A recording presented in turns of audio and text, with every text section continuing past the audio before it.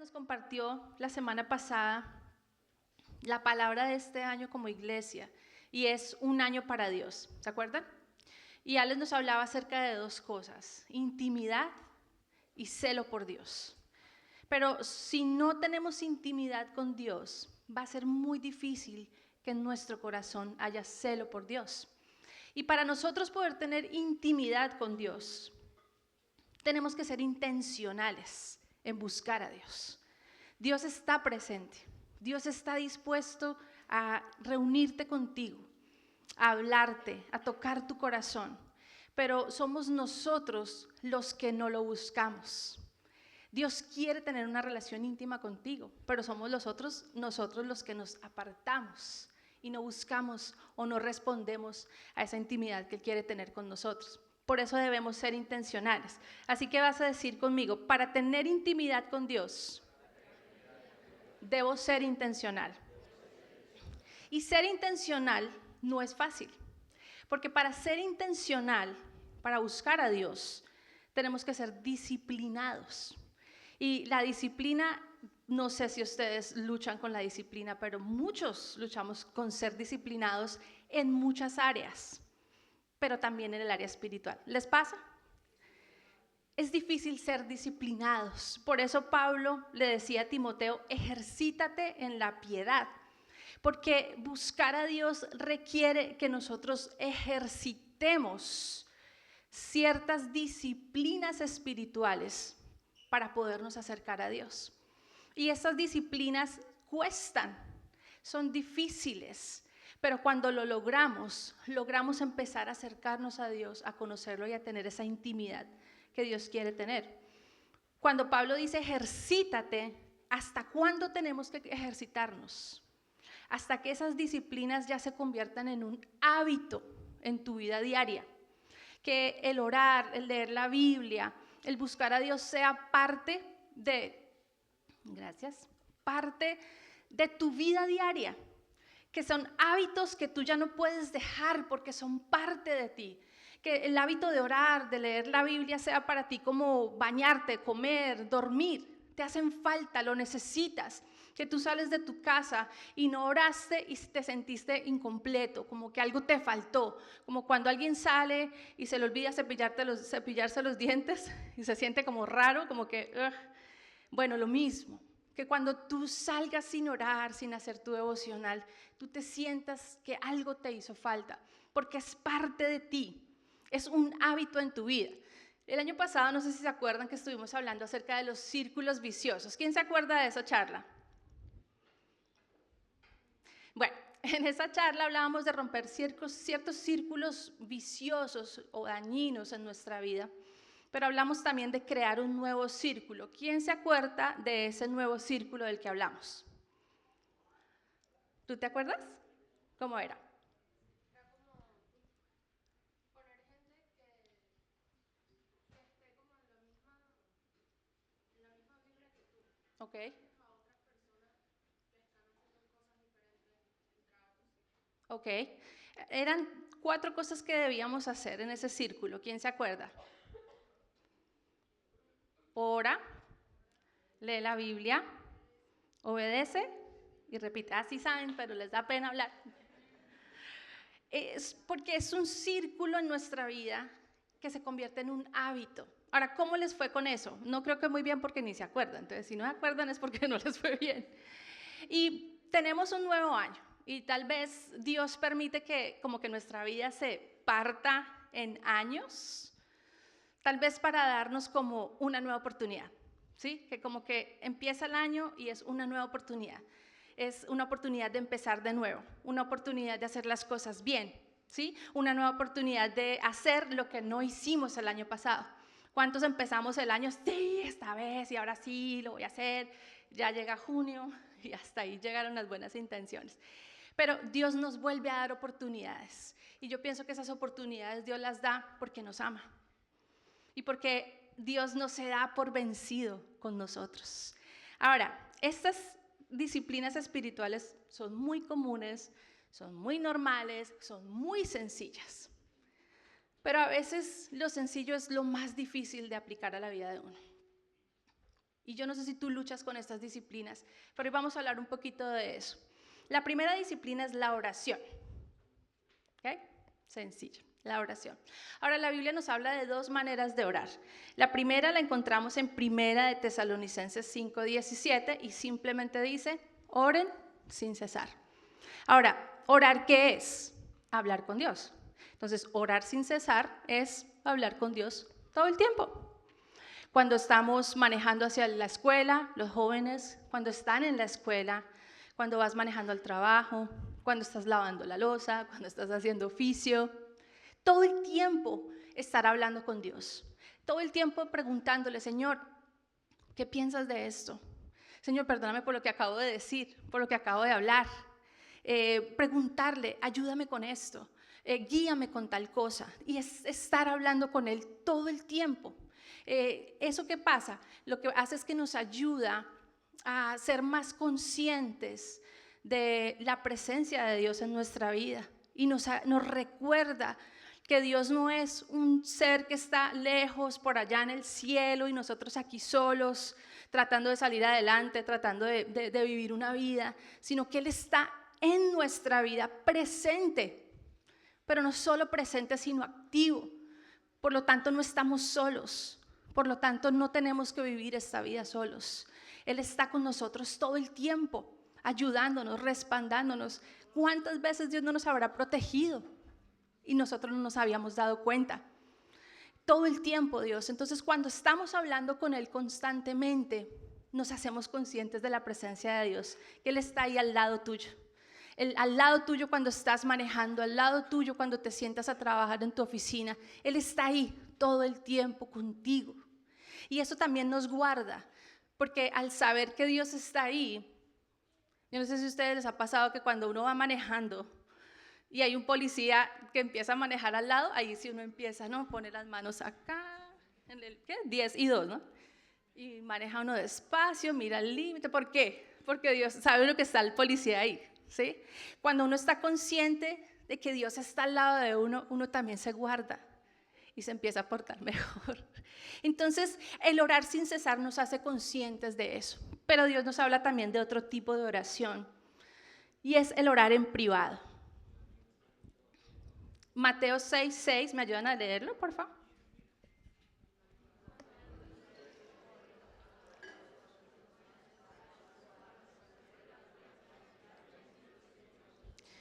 Aquí Jesús nos dice cómo... no han terminado. Aquí Jesús nos dice cómo debemos orar. Entonces Él nos está diciendo, cuando tú vayas a hablar con Dios, vete a solas, enciérrate en tu cuarto, tu oficina, tu baño, tu closet, enciérrate y habla con tu Padre. ¿Con quién? Y con mi Padre. Dios nos está hablando de estar a solas con Él. Ahora, el orar en familia, chévere, es importante, ¿cierto? Orar en pareja también es importante, pero Dios quiere que nosotros tengamos una relación, ¿qué? Personal con Él. Dios quiere que nosotros tengamos una relación íntima con Él, íntima y personal con Él. Por eso, sigan aquí conmigo. Dios quiere tener una relación, ¿qué? Personal. Por eso no está bien que tú digas, ven, oye, ora por mí, que es que yo sé que Dios a ti te escucha más que a mí.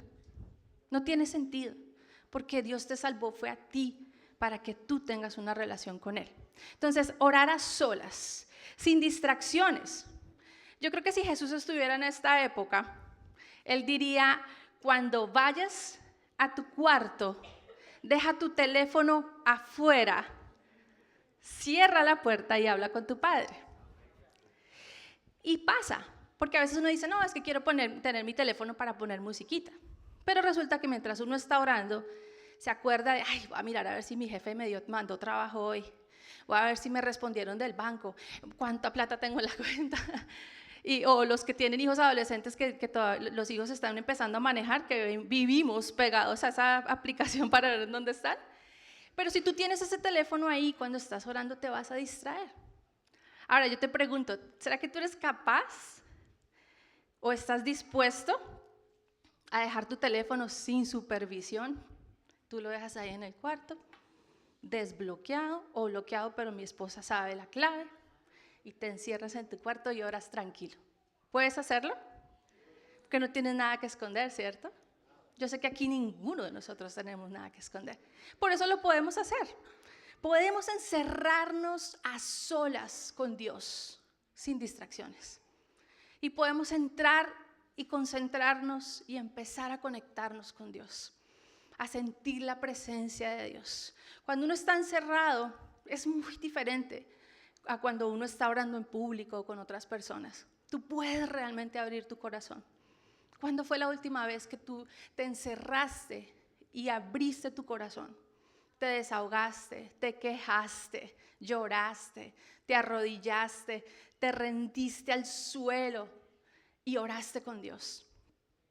Esos tiempos son necesarios y esos tiempos tienen que suceder diariamente. Esa tiene que ser nuestra meta. Dios quiere conectarse contigo y tener esa intimidad que solamente la puedes tener tú con Él. Yo debo ser intencional. Debemos ser intencionales para conectarnos y tener esa intimidad con Dios. Ahora, en esos tiempos hay algo que también es importante y son tiempos de silencio, en donde a veces uno está orando y ya uno no tiene nada que decir, o sea, tú te quedas como en silencio porque ya se te acaban las palabras. Pero en esos tiempos de silencio es donde Dios nos habla. De hecho, hay una historia que a mí me encanta, que es la historia del profeta Elías. Él se fue porque lo estaban amenazando, lo iban a matar y él se tuvo que esconder en una cueva. Y dice que Dios le dijo, levántate y búscame. Y que cuando él estaba buscando a Dios, vino un terremoto, vino un incendio, vino un viento muy fuerte. Y dice la Biblia que ahí no estaba Dios. Pero después vino un susurro muy leve y ahí Elías escuchó la voz de Dios. A veces, de hecho, el silencio es una de las disciplinas espirituales, porque tú apagas las voces de afuera para poder escuchar la voz de Dios. Ahora Jesús, por ejemplo, dice que él madrugaba a orar. Jesús madrugaba porque él sabía que apenas se hacía de día, amanecía, todo el mundo lo buscaba y lo molestaba todo el día. Y él vivía muy ocupado en sus 3 años de ministerio. Por eso él sabía que él tenía que madrugar, cuando nadie lo molestara, cuando no hubieran distracciones, para hablar con su Padre. Y Jesús dice, yo hago todo lo que Dios o mi Padre me enseña. Y yo solamente digo lo que mi Padre me dice que diga o que hable. Y si Jesús, que es Dios, necesitaba que Dios le hablara, necesitaba que Dios le dijera qué hacer y qué decir, cuánto más nosotros, que somos mortales, que somos imperfectos, que no sabemos nada. El orar crea dependencia de Dios. Nos hace que rompamos esa autosuficiencia, el vivir en el afán del día, tratando de solucionar problemas, tratando de salir adelante, tratando de hacer las cosas, nos hace autosuficientes. Pero también es un riesgo, porque en medio del afán de la vida cometemos errores, tomamos malas decisiones, y eso lo único que hace es que complicarnos más la vida. Por eso es necesario que nosotros hagamos una pausa diariamente y busquemos a Dios. Ahora yo te pregunto, y si tú estás tomando notas sería chévere que escribieras, ¿a qué hora del día tú podrías hacer esa pausa y orar con Dios? Media hora. ¿Será que no podemos sacar media hora del día para encerrarnos donde sea y buscar a Dios? Escribe si tú quieres en tus notas. Analiza tu horario y piensa, tal vez para ti la mejor hora del día es antes del trabajo, antes de atender a los niños. Y tú dices, me voy a levantar media hora antes. Y para levantarte media hora antes, voy a apagar en la noche el televisor media hora antes y me voy a acostar a dormir media hora antes. ¿Creen que lo pueden hacer? Ahora, si tú trabajas 4 de la mañana, 3 de la mañana, de pronto tú dices, yo lo puedo hacer, pero en la noche. Entonces apagas el televisor media hora y te encierras en tu cuarto. o llegando del trabajo. Yo pienso que es posible, pero debemos ser ¿qué? Intencionales. Y lo primero que debemos pedirle a Dios es, Señor, dame un deseo, que haya esa voluntad. Y más adelante vamos a hablar del ayuno para eso. Lo segundo, leer la Biblia. ¿Por qué debemos leer la Biblia? No leemos la Biblia para tener más conocimiento. Leemos la Biblia para conocer más a Dios y acercarnos más a Él. Leemos la Biblia para fortalecer nuestra fe. La Biblia dice que la fe viene por el oír y el oír la palabra de Dios. Pero también es ir más allá de leer la Biblia. A veces, precisamente porque no sacamos el tiempo, nos leemos el versículo del día o la gótica diaria, como siempre dice Alex. Pero tú y yo, al ser cristianos, hijos de Dios, necesitamos leer más la Biblia. Necesitamos estudiarla. Y Jesús mismo lo dijo, escudriñad las Escrituras, porque a vosotros os parece que en ellas tenéis la vida eterna, y ellas son las que dan testimonio de mí. Todas las Escrituras, toda la Biblia hablan acerca de Jesús. ¿Tú sabías que aún en el Nuevo Testamento Jesús está ahí? Que todos los libros del Antiguo Testamento están relacionados con Jesús. ¿Cómo? Estudia la Biblia. Todos debemos ser expertos en la palabra de Dios. Todos como cristianos debemos manejar la palabra de Dios, las Escrituras, porque es nuestro deber, porque es la manera en la que yo voy a conocer a Dios. Pero hay otra razón, y en Hechos de los Apóstoles 17:11 dice, los de Berea tenían una mentalidad más abierta que los de Tesalónica y escucharon con entusiasmo el mensaje de Pablo. Pero mira lo que dice después. Día tras día examinaban las Escrituras para ver si Pablo y Silas enseñaban la verdad. Entonces Pablo empezó a predicar en las diferentes ciudades y llegó a esta ciudad que dice que tenían una mente abierta. Y tenían una mente abierta porque escuchaban a muchas personas, filósofos, muchos maestros. Y cuando llegó Pablo y llegó Silas, ellos lo escucharon. Pero ellos, ¿qué hicieron? Ellos luego examinaron que lo que ellos estaban diciendo era verdad. Y tú y yo debemos hacer lo mismo. Tú y yo debemos tener cuidado a quién escuchamos, qué predicaciones escuchamos. Y siempre examinar que lo que estamos escuchando es verdad. ¿Y cómo lo hacemos? Estudiando la Biblia. Aún lo que nosotros hablamos aquí en la reunión. ¿Por qué? Porque al nosotros estudiar la Biblia, nos vamos a guardar de ser manipulados, de ser engañados. Vamos a desarrollar algo que se llama el discernimiento. ¿Qué es el discernimiento para los que fueron a inicios?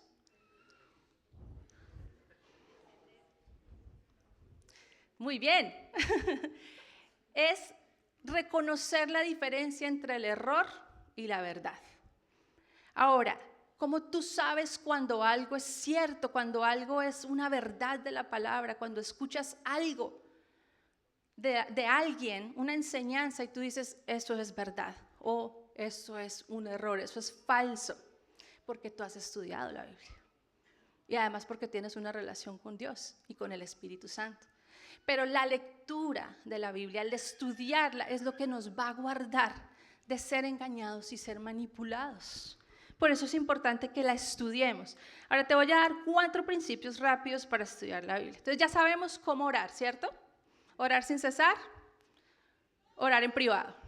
Ahora para leer la Biblia, para estudiarla. Primero buscar la dirección del Espíritu Santo.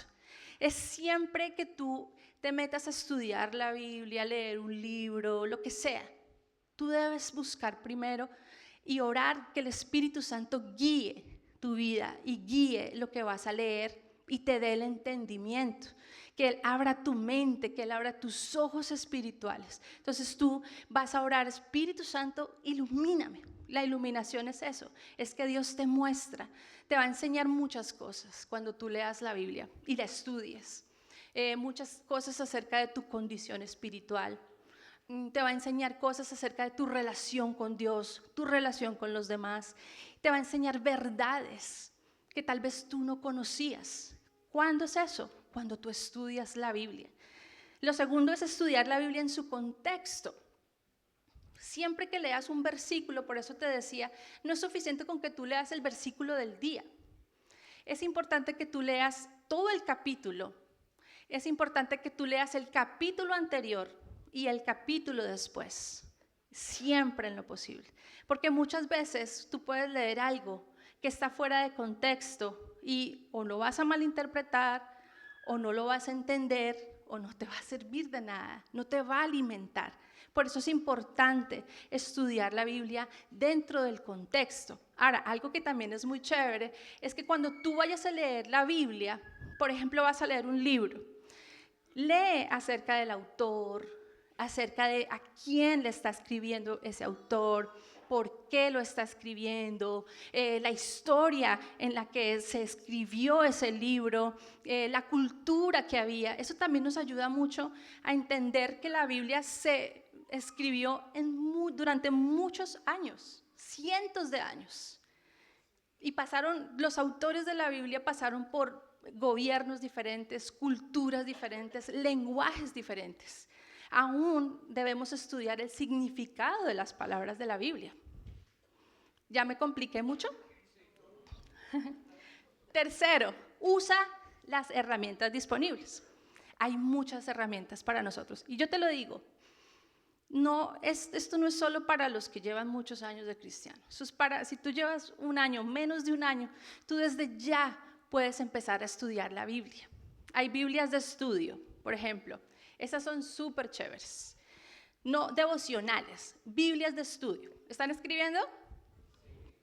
Entonces, cuando tú tienes una Biblia de estudio, cuando empieza cada capítulo te da un resumen del autor, de la historia, muchas cosas que van a abrir tu mente y te van a enseñar.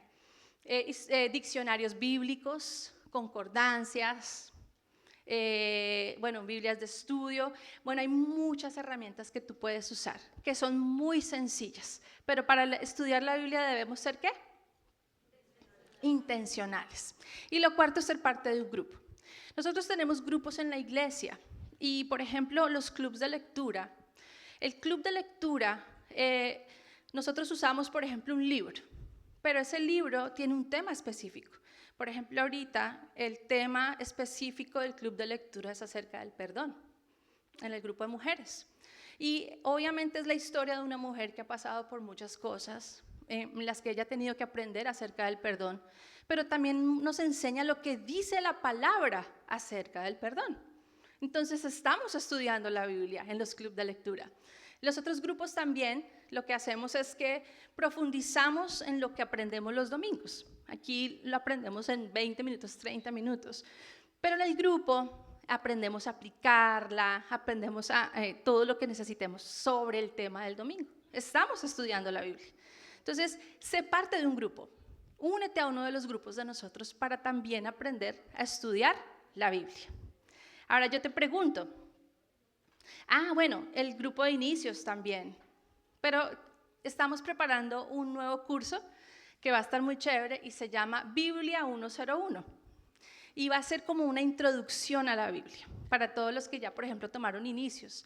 Van a poder tomar este curso. Entonces es una introducción a la Biblia, vamos a aprender a aplicarla, vamos a aprender a estudiarla. Va a ser muy, muy chévere este curso, así que los animo a que se inscriban después. Ahora pregúntate, ¿a qué hora del día vas a leer la Biblia? Ya sabes, media horita.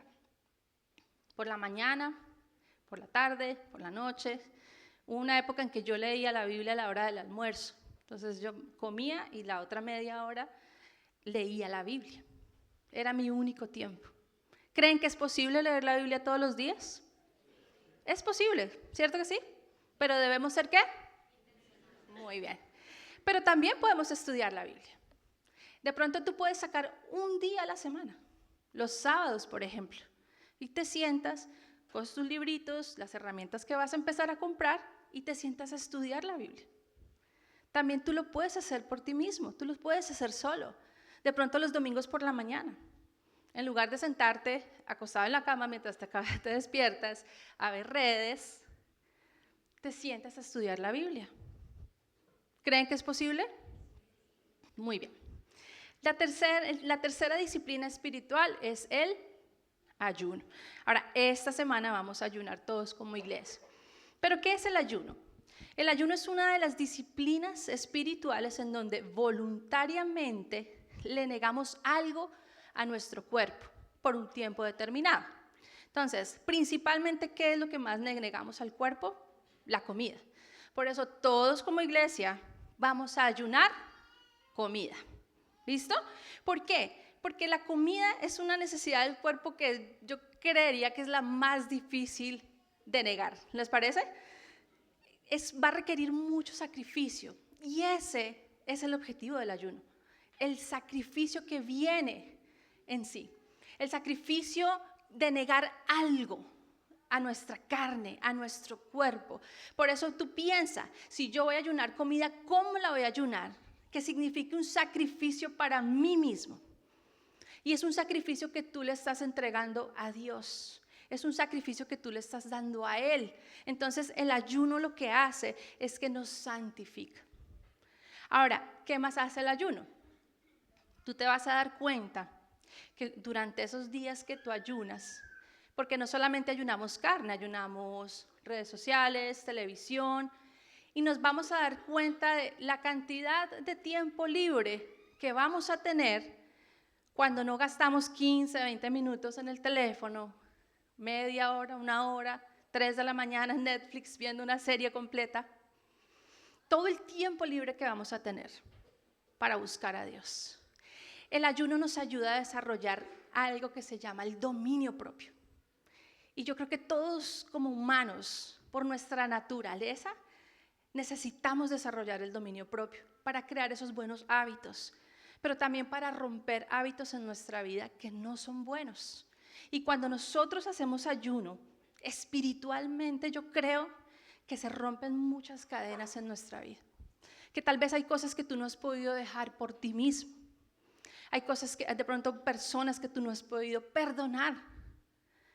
Pero cuando viene el ayuno y nosotros nos dedicamos a negarnos, a buscar a Dios, a sacrificarnos, a santificarnos, espiritualmente algo se rompe y muchas cosas empiezan a pasar diferente. Nosotros siempre decimos que cuando viene un ayuno en la iglesia, eso es como tirar una bomba y eso empiezan a salir cosas y a explotar, mejor dicho. Pero es porque Dios está haciendo algo. Y una de las cosas que Dios quiere hacer es despertarlos. Pienso que el enfoque de este ayuno es que Dios ponga en nosotros la voluntad y el deseo de acercarnos a Él. Muchas veces no tenemos ganas, quisiéramos hacerlo, pero no tenemos la voluntad y el deseo de buscar a Dios. Y este ayuno es enfocado en eso. Hemos hablado de un año para Dios, pero nosotros solos en nuestras fuerzas no lo vamos a poder lograr. Y el ayuno es para eso. En el ayuno vamos a buscar algo que se llama el celo por Dios. Y con eso voy a terminar. ¿Qué es el celo por Dios? El celo es una pasión o una obsesión o un interés extremo por algo, por una creencia, por una ideología. Ustedes han visto personas que por su celo, por una religión, asesinan personas, aún ellos mismos se quitan la vida, porque tienen un celo por algo, por una religión. O también hay personas que tienen celo por una ideología. Por ejemplo, los que viven obsesionados con esto del calentamiento global. Sí, es importante todo, pero hay gente que vive obsesionada con eso. Dejan sus trabajos, hacen campañas, van a la televisión, redes, recogen fondos, viajan de un lado al otro por todo el mundo hablando del calentamiento global. Ese es un celo que hay en sus vidas, una pasión. Ahora, ¿se imaginan ustedes que esas personas usaran ese mismo celo por el evangelio o por Dios? Serían tremenda ayuda para nosotros los cristianos, para la obra de Dios, ¿no les parece? Pero por otro lado, ¿tú te imaginas que nosotros los cristianos tuviéramos ese mismo celo por las cosas de Dios, que tuviéramos ese mismo celo por el evangelio, por buscar a Dios, por servirle. Yo creo que miles y miles de personas llegarían a Cristo diariamente. Se plantarían cientos de iglesias, ciudades, países enteros convertidos a Cristo. Si nosotros los cristianos tuviéramos ese mismo celo que tienen otros por una ideología, por una creencia. ¿No les parece? Por eso es que Dios está buscando personas que se despierten, que tengan ese celo por Dios. Y Pablo es uno que mostró ese celo por Dios. Dice la Biblia que en Filipenses, él cuenta cómo él era antes, cuando él tenía un celo por una religión. Dice, me circuncidaron cuando tenía 8 días. Soy un ciudadano de sangre pura de Israel y un miembro de la tribu de Israel. Un verdadero hebreo, si alguna vez hubo uno. Yo era miembro de los fariseos, que exigen la obediencia más estricta a la ley judía. Estaba tan celoso que perseguí duramente a la iglesia. Y en cuanto a la justicia, obedecí la ley sin culpa. Él era un hombre celoso por su religión, apasionado, obsesionado por obedecer la ley. Pero como yo creo que Dios vio ese celo y esa pasión en Pablo y dijo, yo me lo tengo que ganar, yo lo necesito para el reino de Dios. Y se le presenta la vida de Pablo y Pablo se convierte a Cristo. Y después ese celo que había en él lo convirtió en un celo por Dios y por el evangelio. Él no se puso a decir, no, es que aquí me manipularon y me hirieron, entonces me voy a tomar un tiempo, ahora que soy cristiano, voy a descansar, me voy a sanar, voy a pensar en lo que voy a hacer para Dios. No, él inmediatamente aplicó ese celo para las cosas de Dios, porque él entendió la urgencia que había de predicar el evangelio, que cada minuto que pasaba eran almas que se estaban perdiendo, eran personas que se morían sin haber conocido a Cristo. Él entendió el celo, tuvo el celo por el evangelio, por predicarlo, por abrir iglesias, por plantar iglesias. Transfirió esa pasión por las cosas de Dios. Fue tanto así que él estuvo dispuesto a sufrir por él, por el evangelio. Y mira lo que dice finalmente en 2 Corintios 11, 23, 28. Aquí nos enseña que Pablo fue encarcelado, severamente azotado y golpeado en numerosas ocasiones, apedreado, naufragado, robado y amenazado. Y a veces se quedó sin comida, agua, ropa adecuada y sueño. Mientras tanto nosotros nos desanimamos porque alguien nos miró mal. Nos desanimamos porque alguien nos habló feo en la iglesia, que exigen mucho, que piden mucho. ¿Por qué será? Porque nos falta el celo por Dios. Nos falta recordar de dónde nos sacó Dios. Y ese va a ser el enfoque de este ayuno. Vamos a pedirle a Dios que nos despierte. Y yo sé que en este tiempo Dios está buscando personas que se levanten con un celo por el Señor, jóvenes, adultos, mujeres, hombres, que tengan esa pasión, ese deseo por hacer la voluntad de Dios, ese deseo por dejar peleas vanas, orgullo, ego, tantas cosas, y digan, yo me voy a entregar a Dios. Ese deseo por hacer la obra, ese deseo por dejar de buscar las cosas vanas de este mundo. Yo no sé si tú llegas en enero cansado de tantos regalos, de tanta ropa, de tanta comida, de tanta cosa que tuviste que hacer, endeudado, ahorita te tocó trabajar el doble para poder pagar lo de diciembre. ¿Y todo para qué? Porque ahorita en diciembre otra vez volvemos a lo mismo. Es tiempo de mirar hacia el cielo, hacia la vida eterna, de recordar que un día todos vamos a estar en la presencia de Dios. Y Dios nos va a preguntar, ¿qué hiciste mientras estuviste en la tierra? ¿Qué hiciste por mí? Este es tiempo de despertarnos. Vamos a ponernos de pie. Y sería muy bueno que tú salgas de aquí no pensando si voy a ayunar o no, sino con la decisión de hacerlo. Voy a ayunar esta semana. Son 5 días, ni siquiera es una semana. Voy a ayunar 5 días. Se los voy a entregar a Dios. Voy a dejar de comer, voy a dejar redes, voy a dejar todo para buscar a Dios estos 5 días. Y esa canción dice que Dios resucita los huesos. Y creo que Dios necesita resucitar a muchos aquí. Espiritualmente. Tú sabes que aquí nosotros no nos juzgamos, ¿cierto? Por eso, pero sí te puedo decir, estás dormido. Creo que te has enfriado. Piensa en todas las promesas que le hiciste a Dios el año pasado y cuántas de esas promesas cumpliste. Pero está bien, porque Dios es un Dios de oportunidades. Y el comienzo del año es una oportunidad para volver a avivarnos, para que nuestro corazón se vuelva a encender, para que nuestro corazón nuevamente se active y empecemos a buscar a Dios nuevamente. Cierra tus ojos y habla con Dios y dile: Señor, la verdad, estoy apartado. Hace tiempo no oro. Hace tiempo no siento tu presencia. Y dile: Señor, yo no quiero seguir así.